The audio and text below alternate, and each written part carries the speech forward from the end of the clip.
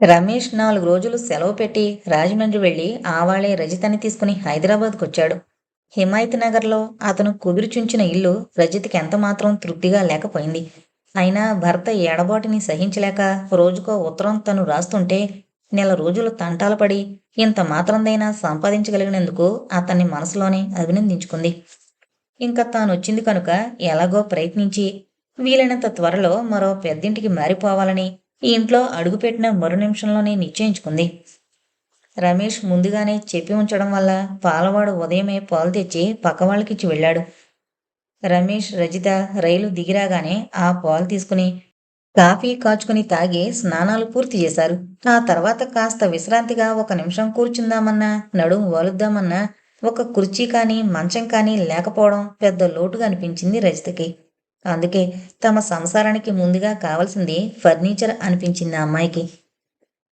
సాయంకాలం furniture షోరూంకైనా, auction హాల్కైనా వెళ్ళి ముందు కొంచెం ఫర్నిచర్ కొనుక్కోవాలి అంది రజిత. చంపేశావు. వస్తూనే ఫర్నిచర్ కావాలంటే ఎలా? ఈ నెలలో మన ప్రయాణాలకే బోలెడు ఖర్చయింది. ఆ తర్వాత గ్యాస్ స్టవ్కి ఆర్డర్ ఇచ్చి వెళ్ళాను కదూ, అదోటి కొనుక్కోవాలి. అన్నింటికంటే అది ముఖ్యం. లేకపోతే పొద్దుట బొగ్గుల కుంపటి మీద కాఫీ కాచడానికి అంత అతలాకుతలమయ్యావు కదా, ఇంకా దానిమీద వంటేం చేస్తావు? మీకు మీ పెద్దలకు ఒక నమస్కారం గాని గ్యాస్ స్టవ్ వచ్చేదాకా నేను మీ ఇంట్లో వంట మాత్రం చేయను.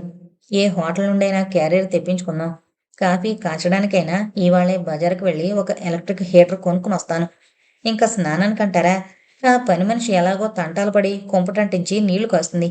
అంతేగాని ఇంక నేను మాత్రం ఆ బొగ్గులు ముట్టుకోను ఖచ్చితంగా చెప్పేసింది రజిత. రజిత పెరిగిన వాతావరణం, వాళ్ళింటి దర్జా పద్ధతులు అన్నీ రమేష్కి తెలుసు. అందుకే చిన్నగా నవ్వుకుంటూ, చూసావా మరి, మొదట గ్యాస్ స్టవ్వు, ఎలక్ట్రిక్ హీటరు కావాలి. ఇంకా సంసారానికి కావలసిన గిన్నెలు గట్రా కొనాల్సుంటుంది. కూతురి కొత్త సంసారానికని మీ నాన్నగారిచ్చిన 500 రూపాయలు వీటికి సరిపోతాయి.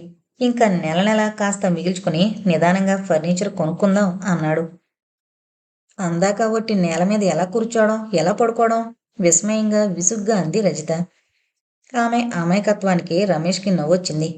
నువ్వు ఎంత సుకుమారువో, ఎంత అల్లారుముద్దుగా పెరిగావో నాకు తెలీదా? నీలాంటి దాన్ని కటిక నేల మీద కూర్చోబెడతానా? పట్టుకుచ్చులాంటి దొంగచాపలు కొన్నాను. పగలంతా మనం వాటి మీద కూర్చోవచ్చు. ఎవరైనా వచ్చినా కూర్చోబెట్టి మాట్లాడొచ్చు. రాత్రుళ్ళు వాటి మీద పరుపులు వేసుకుని పడుకోవచ్చు. ఇంకా నయం, ఇంటికొచ్చిన వాళ్ళని దొంగచాపల మీద కూర్చోబెడతారా? మా డాడీకి తెలిసిన వాళ్ళు ఈ ఊళ్ళో బోల్డంత మంది ఉన్నారు. నా ఫ్రెండ్స్ ఎంతో మంది ఉన్నారు. వాళ్ళందరికీ మన అడ్రస్ ఇస్తూ ఉత్తరాలు రాశాం. ఇంక రేపటి నుండి వాళ్ళంతా రావడం మొదలు పెడతారు.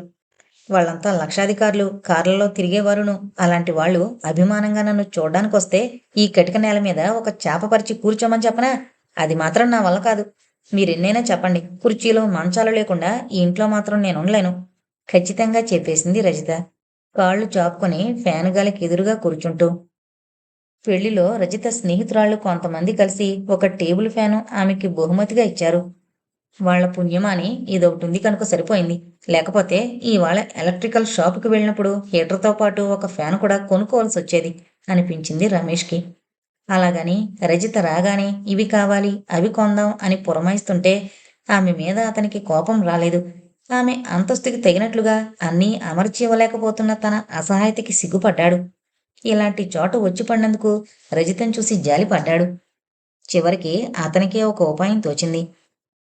ఇప్పుడు మనం అవన్నీ కొనుక్కోవడం మొదలు పెడితే 1000 రూపాయలైనా చాలవు. అదీ కాకుండా డబ్బు లేదని ఏ చవక రకానివో కొనుక్కుంటే అదీ బాగుండదు. అందుకనే డబ్బున్నప్పుడు ఏకంగా ఏ 2-3 వేలో పెట్టి కొనుక్కోవచ్చు. అంతవరకు కొంచెం ఫర్నిచరు అద్దెకు తెచ్చుకుందాం అన్నాడు. అదైనా చెయ్యండి బాబు, అద్దెకైనా సరే. అసలు ఫర్నిచర్ అంటూ ఇంట్లో ఉంటే చాలు. కాస్త పెందరాలే వెళ్ళి ఆర్డర్ ఇచ్చామంటే ఇవాళ సాయంకాలం లోపునే వాడు మనకి కావలసినన్ని పంపిస్తాడు అంది రజిత. ఆవాళ మధ్యాహ్నం హోటల్లో భోంచేసి అట్నుంచటే ఒక ఫర్నిచర్ అద్దెకిచ్చే షాపుకు వెళ్ళి తమకి కావలసిన మంచాలు, కుర్చీలు, సోఫాలు అన్నీ ఆర్డర్ ఇచ్చొచ్చారు. సాయంకాలంలోగా వాటిని పంపిస్తానని ఆ షాపు యజమాని హామీ ఇచ్చాక తేలిగ్గా ఊపిరి పీల్చుకుని ఇంటికి తిరిగొచ్చారు రజిత, రమేష్. ఈ హైదరాబాద్ ఎండలో నేను భరించలేను బాబు అంటూ ఉస్సురని నిట్టూరుస్తూ కుర్చీలో కూలబడింది రజిత. అప్పటికి వాళ్ళు హైదరాబాద్ వచ్చి 15 రోజులైంది. ఇంకెంత, ఒక్క 10 రోజులు ఓపిక పట్టావంటే వానలు పడిపోతాయి. మన హైదరాబాద్లో మాన్సూన్ త్వరగా ప్రారంభమవుతుందట. మన రాజమండ్రి, విజయవాడలా కాదు. అక్కడైతే రోహిణీ కార్తెలో రోడ్లు బద్దలయ్యేటంతటి ఎండలుంటాయి. ఇక్కడసలు రోహిణీ కార్తీలో వేడే ఉండదట. ఆమెకు ఓదార్పు కలిగిస్తూ అన్నాడు.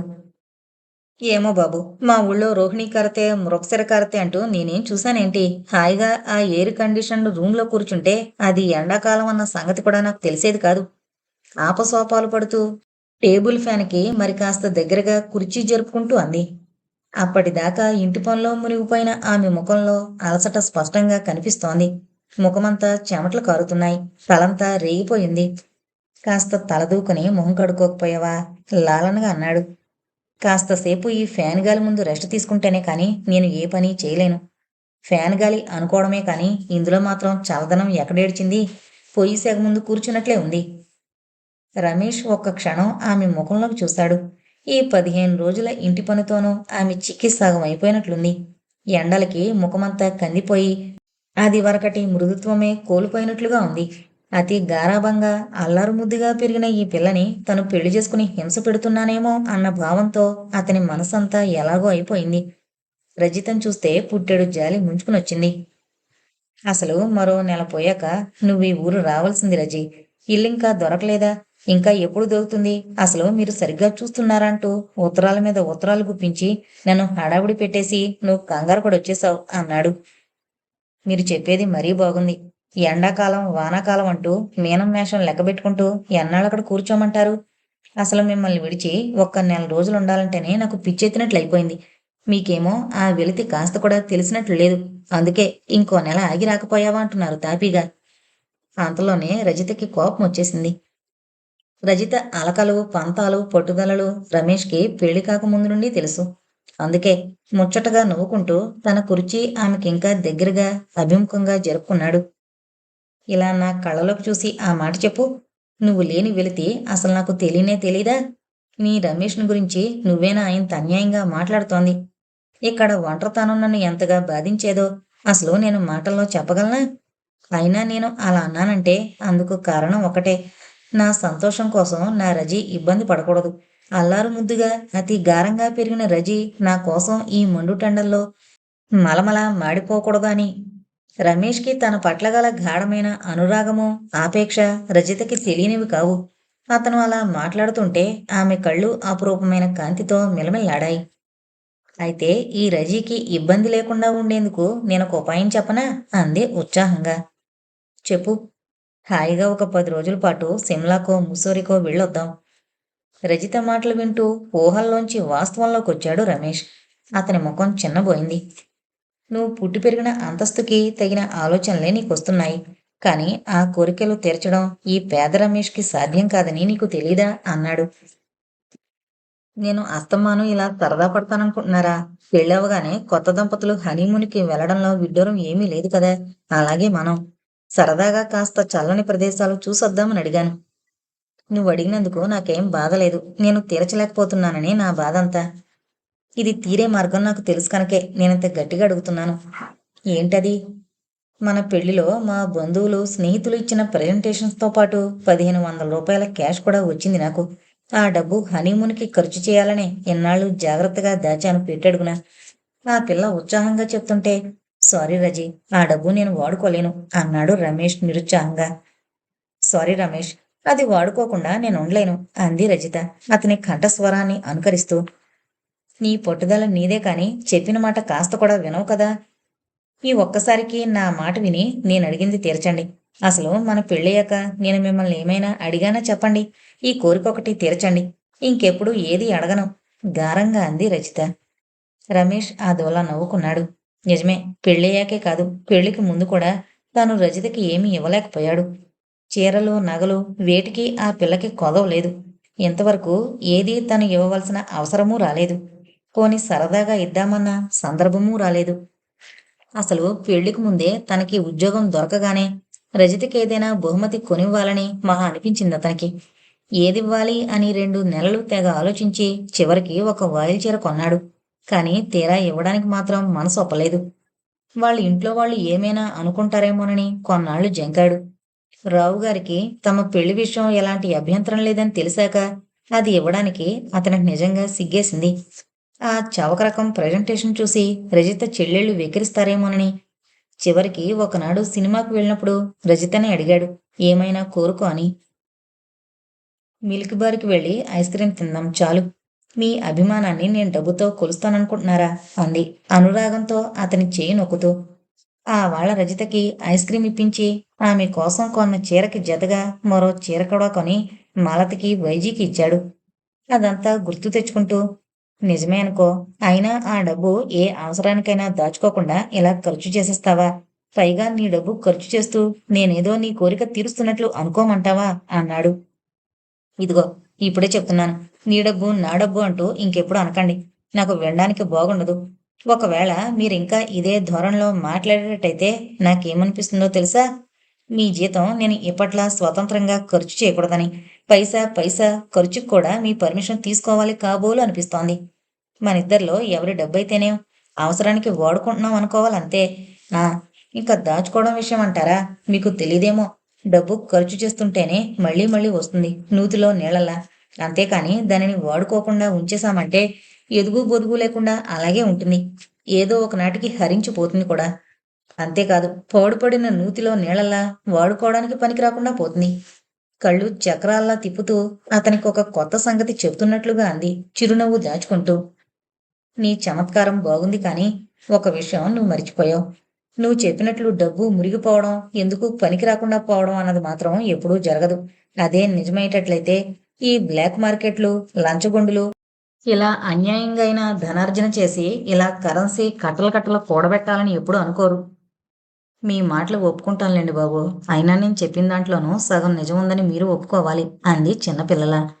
రమేష్కి ఏమనడానికి తోచక మౌనంగా ఉండిపోయాడు. అతని వంక ఒకసారి చూసి మళ్ళీ రజితే అల్లరిగా మొదలుపెట్టింది.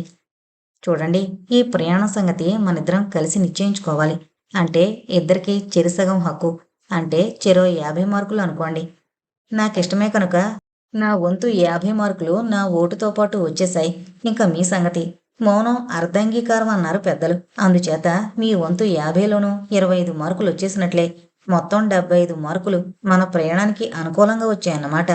లెక్కల థీరీలో సగం కంటే ఎక్కువైతే ఒకటి కిందే జమ. కాబట్టి నా ప్రపోజల్కి అనుకూలంగా 100కి 100 మార్కులు వచ్చినట్టే. ఆమె గడుసుదనానికి చిన్నగా నవ్వుకుంటూ ఆమె తల మీద ఆప్యాయంగా చేయి వేసి కదిలించబోతుంటే ఆ చేతిని తన 2 చేతుల్లోకి తీసుకుంది రజిత. పొడవుగా దృఢంగా ఉన్న ఆ చేతి వేళ్ళని ఒక్కొక్క దాన్ని తీరిగ్గా మిటికలు విరుస్తూ గారంగా అంది. ఇవాళే స్టేషన్కి వెళ్ళి టికెట్లు కొనుక్కుని బెర్తలు రిజర్వ్ చేయించుకుందాం. అసలే కొత్తగా ట్రాన్స్ఫర్ అయి వచ్చిన వాడిని. అందులోనూ మొన్నే 4 రోజులు సెలవు వాడేసుకున్నాను. ఇప్పుడు మళ్ళీ 10-15 రోజులు సెలవు కావాలంటే దొరుకుతుందో దొరకదో. రజిత చటుక్కున నిట్టూరుస్తూ కూర్చుంది. ఎవరితోనైనా సరే పోట్లాడడానికి సిద్ధం అన్నట్టు. సరే, మీకలాంటి భయం ఏదైనా ఉంటే నేను మా డాడీకి రాస్తాను. ఆయన దగ్గర నుండి ఒక ఉత్తరం వచ్చిందంటే చాలు. వీళ్ళు గజగజ వణుక్కుంటూ మరీ శాంక్షన్ చేస్తారు మీకు లీవు అంది. అయితే రమేష్కి అంత దూరం పోవడం ఇష్టం లేకపోయింది. అతనే అప్లై చేశాడు. వాళ్ళ బాస్కి మొదట ఈ లీవ్ ఇవ్వడం అంతగా ఇష్టం లేకపోయినా అతను పలానా భూపాలరావు గారి క్యాండిడేటు అని, ఇప్పుడు అల్లుడని తెలుసు కనుక మరి ఏమీ అనలేకపోయాడు. ఆ మినిస్టర్ గారికి భూపాలరావు గారికి బాగా పరిచయం ఉందని, ఆ సెక్రటరీ భూపాలరావు గారి మాటకి ఎదురు చెప్పలేడని అతనికి తెలుసు. సరే, పని నిలిచిపోతే మొత్తం ఆఫీస్ వర్కే సఫర్ అవుతుంది. ముందుగానే నేనతనికి సెలవు ఇవ్వనని ఎందుకనాలి అనుకుని అది శాంక్షన్ చేశాడు. అతను ఆఫీస్లో లీవ్కి అప్లై చేసినాడే తండ్రికి మామగారికి ఉత్తరాలు రాశాడు, ఇలా వెళదాం అనుకుంటున్నామని. హనీమూన్ బాగా ఎంజాయ్ చేసిరండి అంటూ వాళ్ళిద్దరి దగ్గర నుండి శుభాకాంక్షలు వచ్చాయి. రజిత, రమేష్ బొంబాయిలో 4 రోజులు, ముస్సోరీలో వారం రోజులు ఉండి సరదాగా సంతోషంగా కాలం గడిపొచ్చారు. రాగానే మళ్ళీ తండ్రికి మామగారికి ఉత్తరాలు రాశాడతను. దానికి సమాధానంగా రావు గారి దగ్గర నుండి వచ్చిన ఉత్తరంలో రజిత పేర 20,000 రూపాయల బ్యాంకుకి చెక్ ఉంది. తండ్రి రాసిన కవరు ముందు తానే అందుకుని తెరిచి చూసిన రజిత చెక్కు చూస్తూనే అర్థం కాక ఉత్తరం అంతా చదివి గబగబా రమేష్ దగ్గరికి వెళ్ళి, చూసారా, డబ్బు ఖర్చు చేస్తుంటే ఇంకా ఇంకా వస్తుంది అని నేను చెప్పానా? అలాగే వచ్చింది చూడండి అంటూ చెక్కు ఉత్తరము అతని ఒళ్ళో పడేసింది. రమేష్ తెల్లబోతూ ఉత్తరం చదువుకున్నాడు. ఆ 20,000 రజితకి తండ్రి దగ్గర నుండి బహుమతిగా వచ్చింది. ఆమె ఇష్టం వచ్చినట్లు చేసుకోవడానికి, దాచుకోవడానికి అన్ని హక్కులతోటి ఆమెకి పుట్టింటి నుండొచ్చిన స్త్రీధనం. ఈ డబ్బుతో ఒక చిన్న ఇల్లు కొనుక్కుందామా? అంది రజిత మొదట. ఆ ఇరుకు కొంపలాంటి అద్దింట్లో ఆమె ఉండలేకపోతోంది. మనం అనుకోగానే ఇళ్ళు దొరుకుతాయా? ఎవరికైనా చెప్పుంచుదాం. అందాక బ్యాంకులో వేసి ఉంచితే సరి అన్నాడు రమేష్.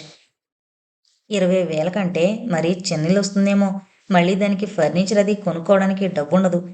ఈసారి ఎప్పుడైనా కాస్త పెద్దిల్లే కొనుక్కుందాంలెండి. అంతదాకా బ్యాంకులో డిపాజిట్ చేస్తాను అంది రజితే మళ్ళీ. సరే, ముందు ఇవాళ వెళ్ళి నీ పేర అకౌంట్ ఓపెన్ చేసి ఈ చెక్కు కలెక్షన్‌కిద్దాం. వారం రోజుల్లో డబ్బొస్తుంది. అప్పటిదాకా ఆలోచించుకోవచ్చు నువ్వు అన్నాడు రమేష్. బ్యాంకులో డిపాజిట్ వేస్తే నూటికి సంవత్సరానికి రూ. 6 లెక్కన నెలకి రూ. 100 వడ్డీ వస్తుంది అంది రజిత తనలో తనే అనుకుంటున్నట్లు. మర్నాడు బ్యాంకుకి వెళ్ళి ఆమె పేర అకౌంట్ ఓపెన్ చేయాలి అనుకున్నాడు. తెల్లవారింది. పేపర్ కుర్రాడు చీకటితోనే వరండాలో పడేసిపోయిన పేపర్ తెచ్చుకుని ఒకసారి అలా అలా హెడ్లైన్స్ చూసి ఆ తర్వాత మొహం కడుక్కుని కాఫీ తాగుతూ తాపీగా పేపర్ చదువుకోవడం రమేష్కి అలవాటు. ఆ వాళ్ళ అలాగే యథాలాపంగా పేపరు తెరిచిన అతనికి మధ్య పేజీలో తాటికాయంత అక్షరాలతో ఆంధ్ర యూనివర్సిటీ బిఏ రిజల్ట్స్ అన్నది కనిపించింది. అరే, ఇంకా టైం ఉందనుకున్నాను. అప్పుడే రిజల్ట్స్ వచ్చేశాయి అనుకుంటూ రజితని పిలిచి ఆమె వచ్చేలోగానే నెంబర్లు చూశాడు. రజిత ఆర్డినరీగా పాస్ అయింది. జగదీష్కి ఫస్ట్ క్లాస్ వచ్చింది. అది విని బొంగమూతి పెట్టింది రజిత. నాకు క్లాస్ వచ్చేది. రోజు మీరొచ్చి కబుర్లతో నా టైం వేస్ట్ చేయకుండా ఉండుంటే అంది. పోనీ ఆ సంగతి అప్పుడే చెప్పకపోయావా? రావడం మానేసేవాణ్ణి అన్నాడు రమేష్. ఏం లాభం? ప్రత్యేకంగా రావద్దంటే కల్లోకొస్తారు. అప్పుడైనా ఇంతే జరిగేది అంది పెంకిగా. రమేష్ ఆనందంగా నవ్వేశాడు. సరే కాని ప్రజెంటేషన్ ఏం కావాలి అన్నాడు. మీకు తోచింది ఇవ్వాలే కాని నన్ను అడిగిస్తారా? ఆ సమయంలో ఆమెకి బహుమతిగా ఒక నెక్లెస్ అయినా కొనిస్తే బాగుండు అనిపించింది రమేష్కి. కాని తన దగ్గర డబ్బేది? చివరికి ఆలోచించి 100 ఇస్తానన్నాడు. సరే, ఆ 100 రూపాయలతోనూ ఇవాళ బ్యాంకులో అకౌంట్ పెడదాం. చెక్కు వెయ్యాలంటే ముందు అకౌంట్ ఉండాలిగా అంది రజిత సంతోషంగా. తను ఇస్తానన్న చిన్న కానుకని రజిత అంత ఆనందంగా స్వీకరించడం రమేష్కి చాలా సంతోషంగా ఉంది. ఆ మధ్యాహ్నమే తమ్ముణ్ణి కంగ్రాచులేట్ చేస్తూ ఉత్తరం రాశాడతను. అక్కడ ఆ ఊళ్ళో పేపర్లో రిజల్ట్స్ చూడగానే రావుగారు, మూర్తిగారు కూడా ఉత్తరం రాశారు. రజిత పరీక్ష పాస్ అయినందుకు సంతోషం వెలుబుచ్చుతూ. రమేష్ రాసిన ఉత్తరానికి సమాధానంగా జగదీష్ కూడా రాశాడు. తాను వాల్తేరులో ఎంఏ చదవదలుచుకున్నట్టు. రమేష్ కూడా అక్కడే చదివాడు. అందుకే తమ్ముడి నిర్ణయం పట్ల హర్షం ప్రకటిస్తూ అతను ఉత్తరం రాశాడు అతనికి. నేనొక మాట చెప్తాను వింటారా? భర్త చేతికి మంచినీళ్ళ గ్లాసు అందిస్తూ అంది రజిత. రమేష్ చేతిలో ఉన్న మాత్ర నోట్లో వేసుకుని కాసిని నీళ్లు తాగి మళ్ళీ గ్లాసు ఆమె చేతికందిస్తూ, చూస్తున్నావుగా నా పరిస్థితి. ఈ తలనొప్పి ఎక్కువయ్యే మాటలైతే మాత్రం ఇప్పుడొద్దు. తర్వాత ఎప్పుడైనా చెబుదువు గాని అన్నాడు చిన్నగా నవ్వుతూ. నాకేమంత బుద్ధి లేదనుకున్నారా? తలనొప్పి ఎక్కువయ్యే మాటలు కాదు. అసలు ఇక ముందు ఎన్నడూ తలనొప్పి రాని చల్లని మాట అంది రజిత అతని పక్కనే కూర్చుంటూ. అయితే త్వరగా చెప్పు. ఆలస్యం దేనికి? ఉత్సాహం తెచ్చుకుంటూ చిలిపిగా అన్నాడు. పోనీ కాసేపు కళ్ళు మూసుకుని పడుకోండి. తలనొప్పి తగ్గిపోయాక చెప్తాను. మనిషిని సస్పెన్స్లో పెట్టి ఇబ్బంది పెట్టడం నీకు బాగా చేతనవును. మరి అలాంటి దానివి అసలు ఆ ప్రసక్తి ఎందుకు తెచ్చావిప్పుడు? నేను మాట్లాడకుండా అలాగే కళ్ళు మూసుకుని కూర్చుంటాను కానీ మరేం పర్వాలేదు. చెప్పు అదేంటో. ఏం లేదు. మీరొక స్కూటర్ కొనుక్కోండి లాలనగా అంది రజిత. రమేష్ మూసుకున్న కళ్ళు రెండూ చటుకున తెరిచి విస్మయంగా విప్పార్చుకుని మరీ చూశాడు. అదేంటి అలా చూస్తున్నారు? నేనన్న మాటలో అంత విడ్డూరమేముంది? లేదా మరి? మన పరిస్థితి ఏంటో, మన తాహత ఏంటో తెలిసే నువ్విలా మాట్లాడుతుంటే, ఆహా, నా చెవులకు అలా వినిపిస్తుంటే మనిద్దరిలో ఎవరికో ఒకరికి మతిపోయి ఉండాలి అనిపిస్తోంది నాకు. తలనొప్పి కూడా మర్చిపోయేటంత విస్మయంలో మునిగిపోయాడతను. ఏమండి, మీకెన్నోసార్లు చెప్పాను మీకు డబ్బు లేదు అన్న విషయం మర్చిపోమని. కానీ అదేంటో ఎప్పుడు తాహతు, శక్తి అన్న 2 మాటలు తప్ప మరో మాట రాదు మీ నోట్లోంచి. మూతి ముడుచుకుని అలిగి కూర్చుంది రజిత. అమాయకంగా ఉన్న ఆమె ముఖం చూస్తూ నవ్వుతూ లేచి కూర్చున్నాడు రమేష్. నువ్వైతే చెప్పావనుకో, కానీ నా పరిస్థితి నేను ఎలా మర్చిపోతాను? చూడండి, బ్యాంకులో నా పేర డబ్బెంతుంది? 20,000. మరి దాంట్లో 5,000 తీసి స్కూటర్ కొనుక్కుంటే తీరిపోయేదానికి ఇంత ఆలోచన దేనికండి? రజిత అంత అభిమానంగా అడుగుతుంటే వెంటనే నాకొద్దు అని చటుక్కున సమాధానం చెప్పడానికి అతనికి నోట మాట రాలేదు. అలా చేస్తే ఆమె మనసు ఎంతగా గాయపడుతుందో అతను ఊహించుకోగలడు. ఆప్యాయంగా ఆమె భుజం మీద చేయి వేసి దగ్గరకు తీసుకుంటూ అన్నాడు. చూడు, ఆ డబ్బు నీకెందుకైనా అవసరం ఉంటుందని మీ నాన్నగారిచ్చారు. అది స్త్రీధనం. ఎలాంటి పరిస్థితుల్లోనూ నేను దాన్ని వాడుకోలేను. అయినా ఇప్పుడు స్కూటర్ లేదని నాకేం ఇబ్బందిగా లేదు. మన ఇంటికి దగ్గరలోనే బస్ స్టాప్. అక్కడ ఎక్కానంటే తిన్నగా మా ఆఫీస్ ముందు వెళ్ళి ఆగుతుంది బస్సు. ఆ, ఆగుతుంది. ఆ బస్సు రావడానికి అసలు ఒక వేళాపాళా ఉండదు. టైం అయిపోయింది అంటూ హడావిడి పడుతూ మీరు అరగంట ముందే వెళ్ళి ఆ బస్ స్టాప్‌లో నిలబడతారు. పోనీ అంటే అక్కడ ఒక షట్టర్ అయినా లేదు. ఈ అరగంట సేపు ఎండ, వాన అన్నీ మీ పరమే. సరే, ఎలాగో బస్సొచ్చిందనుకోండి. ఒక్కనాడైనా అందులో మీరు కూర్చోడానికి చోటు దొరుకుతుందా? మరో బస్సు కోసం కాచుకుని నిలబడితే టైం అయిపోతుందని, పైగా అందులోనైనా జాగా దొరుకుతుందనే గ్యారంటీ లేదని ఎలాగో ఆ బస్సే ఎక్కేస్తారు. నిజం చెప్పండి. ఇంతవరకు ఒక్కనాడైనా మీరు బస్సులో కూర్చుని ప్రయాణం చేసి ఆఫీస్‌కి వెళ్లారా? అక్కడ నుండి వచ్చినప్పుడు అంతే కదా! నిజమే అనుకో. కానీ మరి తప్పదు. అలా అనుకుంటే ఏదీ తప్పదు. నేనే మీ దాన్నయినప్పుడు నా డబ్బు వాడుకోవడానికి మీకింత సంకోచం ఏమిటో నాకర్థం కావడం లేదు. లేకపోతే నా డబ్బు వాడుకోకూడదు అనే నియమం ఏమైనా పెట్టుకున్నారేమో చెప్పండి. నియమం కాదనుకో. నేను సంపాదించి నీకివ్వడం పోయి నీ డబ్బు వాడుకోవడం ఏంటా అని. ఆ డబ్బు మీదొచ్చే వడ్డీ నీకు పాకెట్ మనీగా ఉపయోగిస్తుందని మీ నాన్నగారు నీకిస్తే నేను అసలునే స్వాహా చేసేయనా? మీ మగబుద్ధి పోనిచ్చుకున్నారు కాదు. ఆడా మగ భేదం లేకుండా సమాన హక్కులు, సమాన బాధ్యతలు అని ఓ పక్క నుండి కబుర్లు చెప్తూనే మగవాడు సంపాదించి ఆడదాన్ని పోషించాలి అని కోరుకుంటుంటారు. పోనీ నా పేరునున్న డబ్బు తీసుకోవాలంటే మీకిష్టం లేదు అన్నారు. ఒకవేళ మా నాన్నగారే పెళ్లిలో ఈ స్కూటర్ మీకిచ్చుంటే తీసుకోవడానికి మీకేం అభ్యంతరం ఉండేది కాదు కదా! రజిత తర్కం బాగానే ఉందనిపించింది రమేష్‌కి. తన పెళ్లికి ముందు చెల్లెళ్ళు, తమ్ముడు అంటుండే మాటలు గుర్తుకొచ్చాయి. రావుగారు అల్లుడికి ఇంత కట్నం ఇస్తానని గాని, ఇలాంటి లాంఛనాలు జరుపుతానని చెప్పకపోవడం వల్ల వాళ్ళ పెళ్ళయ్యేదాకా ఒకలాంటి సస్పెన్స్‌లోనే ఉండిపోయారు. కానీ ఇంట్లో వాళ్ళు మాత్రం ఆయన అంతస్తును బట్టి ఆయన జరిపించబోయే లాంఛనాల గురించి ఊహాగానాలు చేస్తుండేవారు. మీ మామగారు నీకొక కారు ప్రెజెంట్ చేస్తారేమోనని ఒక చెల్లెలంటే, అవును మరి. అలాంటి శ్రీమంతుడికి అల్లుడు బస్సుల్లోనూ, రిక్షాల్లోనూ తిరుగుతున్నాడంటే చిన్నతనంగా ఉండదా? అన్నయ్య కోసం కాకపోయినా కనీసం తన హోదా నిలుపుకోవడానికైనా ఇస్తాడని మరో చెల్లెలనేది. కారు కాకపోయినా కనీసం మోటార్ సైకిలైనా ఇస్తాడని తమ్ముడనేవాడు. చివరికి పెళ్లిలో ఆయన అదేమీ ఇవ్వకపోగా అసలు మనుషుల్నే మర్యాదగా చూడలేదని తమ్ముడు వాళ్ళు అనుకున్నారు. అది వేరే సంగతి. ఇంతకీ మామగారే తనకిస్తే తీసుకోవడానికి లేని అభ్యంతరం ఆయన కూతురిచ్చిన దాంట్లో తీసుకోవడానికి ఎందుకుండాలి అంటే దానికి తన మనసు అంగీకరించడం లేదు. అతను ఎంతకీ మాట్లాడకపోవడంతో మళ్ళీ రజితే అంది. పోనీ ఒక పని చేద్దాం. నా దగ్గర 5,000 అప్పు తీసుకుని మీరు స్కూటర్ కొనుక్కోండి. మీ దగ్గర డబ్బున్నప్పుడు ఆ అప్పు తీర్చేద్దురు గాని. ఈ పద్ధతి అంత పర్వాలేదు అనిపించింది రమేష్‌కి. అప్పు చేసి స్కూటర్ కొనుక్కోవడం తన తాహతుకి మించిన పని అయినా భార్య బలవంతం మీద ఆమె దగ్గర అప్పు చేయడంలో అనుచితం ఏమీ కనిపించలేదు. మరైతే వడ్డీ ఎంత కావాలి? అన్నాడతను నవ్వుతూ. రోజూ సాయంకాలం ఒక గంట నన్ను దాని మీద కూర్చోబెట్టుకుని తిప్పండి చాలు అంది రజిత విజయ్ గర్వంతో.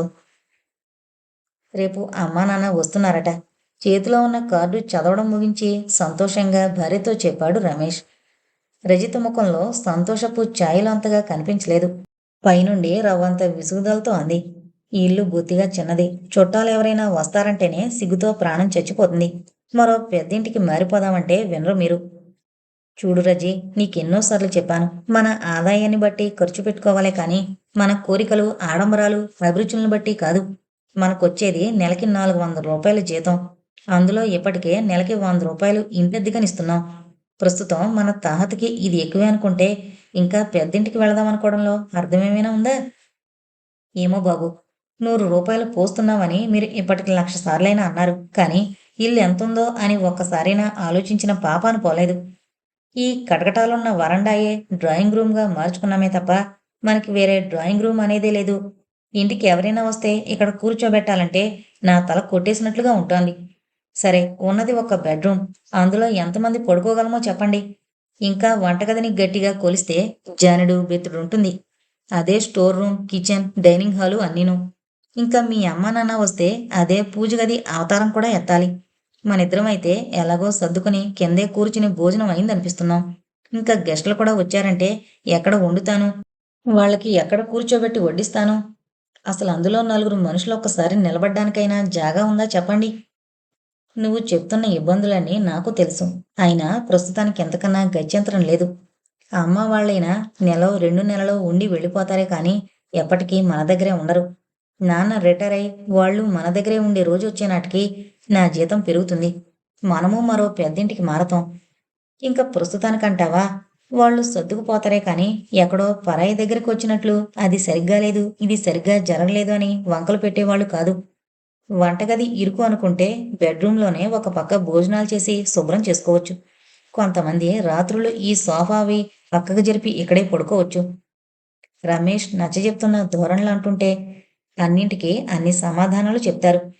మీతో ఎవరో మాట్లాడగలరులెండి అంది రజిత ఉదాసీనంగా. ఇప్పుడు వాళ్ళు రావడం రజితకంత ఇష్టంగా లేదని గ్రహించడానికి రమేష్ కట్టేసేపు పట్టలేదు. అయినా ఆమె అభ్యంతరం కూడా అతనికి అర్థమవుతూనే ఉంది. ఒక పెద్దిల్లుండి అందులో గెస్టులకి విడిగా రోజూ వాళ్ళని చూసుకోవడానికి ఒక పనివాడు, రోజూ 2 పూట్ల షడ్రసోపేతమైన భోజనం తయారు చేసి పెట్టడానికి వంట మనిషి అందరూ ఉండాలనుకునే పద్ధతి ఆమెది. ఆ మర్యాద జరగదని ఆమెకి కెంచగానే ఉంటుంది. అయినా అమ్మవాళ్ళు తనకి కొత్తగాని నాకేంటి వాళ్ళైనా కొడుకింట్లో పరాయి వాళ్ళకి మళ్ళే ఆ మర్యాద జరగలేదు, ఈ మర్యాద జరగలేదు అనుకోరు కదా! మాతో పాటు ఏదుంటే అది తిని, ఏముంటే దాంతో కాలక్షేపం చేస్తారు. ఇంతకీ నాన్నగారు సెలవు ఎన్నాళ్ళు పెట్టారో రాయనే లేదు. 4 నెలల దాకా లీవు ఎప్రూవ్ అయింది అని ఆ మధ్య ఎప్పుడో అన్నారు. బహుశా ఆ 4 నెలలు ఇప్పుడు తీసుకున్నారేమో అనుకున్నాడు. రజితకి మనసులో ఇష్టం లేకపోయినా పైకి మరేమీ అనలేదు. ఉన్నంతలోనే తనకి చేతనైనట్లు ఇల్లు అది సర్ది అత్తమామలు ఉండడానికి వసతి కల్పించింది. మర్నాడు పొద్దుటే రమేష్ ఒకడే స్టేషన్‌కి వెళ్లి టాక్సీలో తల్లిని, తండ్రిని ఇంటికి తీసుకొనొచ్చాడు. దారిలోనే మాటల సందర్భంలో మూర్తిగారు చెప్పారు. శారదాంబకి ఎన్నాళ్ళనుండో కాశీ, ప్రయాగ, గయ అవి చూడాలనుందట. ఎప్పటికప్పుడే ఏవో ఇబ్బందులొస్తుండేవి. ఒంట్లో ఈ మాత్రం ఆరోగ్యమైనా లేకపోతే ఆ దూరాభారం ప్రయాణాలు చేయడం కష్టమని, డబ్బిబ్బంది ఎప్పుడూ ఉండనే ఉంటుందని వాళ్ళకి నచ్చజెప్పి ప్రయాణం చేయించాడు జగదీష్. అన్నయ్య వాళ్ళ కొత్త కాపురం చూసి రండి ఏకంగా అంటూ మాలతి, వైజు సలహా ఇచ్చారు. జగదీష్‌కి యూనివర్సిటీ తెరవడానికి ఇంకా ఒక నెల టైం ఉంది. మళ్ళీ అతను కూడా వైజాగ్ వెళ్ళిపోతే ఇంట్లో ఆడపిల్లలిద్దరూ ఉండలేరని, అతను అక్కడ ఉండగానే వాళ్ళు యాత్రలు ముగించుకుని రమ్మని తల్లిని, తండ్రిని ప్రోత్సహించాడతను. అందుకనే ఇంత హఠాత్తుగా బయలుదేరడం అయింది. ఇక్కడ ఒక వారం రోజులుండి, ఆ తర్వాత నాగపూర్ మీదుగా కాశీ అవి వెళ్ళి, తిరుగు ప్రయాణంలో కలకత్తాలో ఒక 4, 5 రోజులుండి, అక్కడి నుండి తిన్నగా రాజమండ్రికి వెళ్ళిపోతారు. కలకత్తాలో మూర్తిగారి అన్న కొడుకున్నాడు. పినతండ్రిని, పినతల్లిని రమ్మని ఎన్నాళ్ళనుండో రాస్తున్నాడతను. అంతేకాదు, ఆ మధ్య రమేష్ పెళ్ళికొచ్చిన అతను, అతని భార్య వీళ్ళిద్దరినీ సాధ్యమైనంత త్వరలో రమ్మని, మళ్ళీ తమకక్కడి నుండి ట్రాన్స్‌ఫర్ అయిపోయే సూచనలున్నాయని చెప్పారు. కలకత్తా కాళీమాత దర్శనం చేసుకోవాలని శారదాంబకి చాలా కాలం నుండి కోరికగా ఉంది. సరే, వాళ్ళు ఉండగానే వెళ్ళినట్లవుతుందని మొత్తం ప్రయాణం అలా పెట్టుకున్నారు. వీధిలో టాక్సీ ఆగిన సవ్వడి వినిపిస్తూనే రజిత వెళ్ళి వీధి తలుపు తీసి వాళ్ళకి స్వాగతం పలికింది. టాక్సీలో ఉన్న సామాను డ్రైవరు లోపల పెట్టడు కనుక రమేష్ ఒక చేత్తో పెట్టి మరో చేత్తో ఒక ప్లాస్టిక్ బుట్ట పట్టుకున్నాడు. మూర్తిగారు హోల్డాళ్లు తీసుకున్నారు. శారదాంబ ఎవరూ వద్దని వారిస్తున్నా వినకుండా మరో పెద్ద బుట్ట పట్టుకుంది. రజిత 2 అడుగులు ముందుకు వేసి భర్త చేతిలో ఉన్న ప్లాస్టిక్ బుట్ట పట్టుకోబోయింది. ఇదేం బరువు లేదు కానీ అమ్మకి కాస్త సాయం చేయి. దాన్నిండా మనకి కొత్త ఊరగాయలు తీసుకొచ్చిందట. చచ్చేంత బరువుగా ఉన్నది అన్నాడతను. మొత్తానికి ఎలాగైతేనేం అత్త, కోడలు కలిసి సాయం పట్టి ఆ బుట్టని ఇంట్లోకి చేర్చారు. అక్కడే వరండాలో ఒక మూలనున్న స్కూటర్ చూస్తూ ఎవరిది అంది శారదాంబ యథాలాపంగానే. రమేష్ ఏదో చెప్దామనుకుంటుండగానే చటుక్కున రజితే అంది. మీ అబ్బాయిదే, మా నాన్నగారు కొనిచ్చారు అని. ఆహా, బాగుంది అంది శారదాంబ. వాళ్ళు అక్కడున్న వారం 10 రోజులు రజిత భయపడినట్లు ఎలాంటి ఇబ్బంది లేకుండా సర్దుకుపోయారు వాళ్ళు. నేను ఊరికే కూర్చుని మాత్రం ఏం చెయ్యాలి అంటూ 2 పూట్ల వంట ఆమె చేసేది. అది మాత్రం రజితకి చాలా నచ్చింది. వాళ్ళింట్లో వంటవాడు ఉండడం వల్ల అసలు భవానీదేవికే వంట రాదు. అయినా వంటవాడికి ఏ జ్వరమో వచ్చినాడు పాతవాడు మానేస్తే మళ్ళీ కొత్త వంటవాడు దొరికే వరకు ఏదో అన్నం కూర వండడం ఆవిడ అనుభవంలో అప్పుడప్పుడు అయింది. కానీ పిల్లలకు మాత్రం అసలు స్టవ్ అంటించి కాఫీ కాచడం కూడా రాదు. అయినా రజిత ఇక్కడికొచ్చి తనే ఏదో ప్రయత్నం చేసి వంటలు, పిండి వంటలు అన్నీ పుస్తకం దగ్గర పెట్టుకుని రోజుకో ఎక్స్పెరిమెంట్ చేస్తోంది. ఆమెకి వంట చేతనైంది అనే కంటే ఆ వంట తినడం వాళ్ళిద్దరూ అలవాటు చేసుకున్నారు అనడం బాగుంటుంది. మరి అలాంటి పరిస్థితుల్లో అత్తగారు స్వయంగా వంటగదిలో జొరబడి వంట చేస్తుంటే దగ్గర నిలబడి అన్నీ చూడడం, నేర్చుకోవడం రజితకి చాలా సరదాగానే ఉంది.